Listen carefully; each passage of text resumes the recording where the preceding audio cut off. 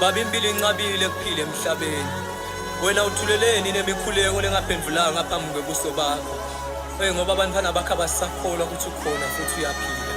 Ngithena ngilalela imisindvo yabo ngetindlebe tami lephuma etindzebeni temlomo yabo.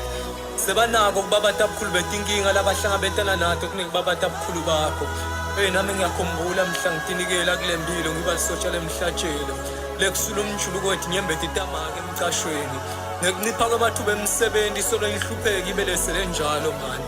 Angifuni ukukhuluma ngelikhala kithi lelaphenduka inhlekise emangweni. Ngoba nasemathandveni ngisengisole ukuthi nginelishwa. Kanti lithandvo lanamuhla lisaphefumuli ngaphandle kwemali.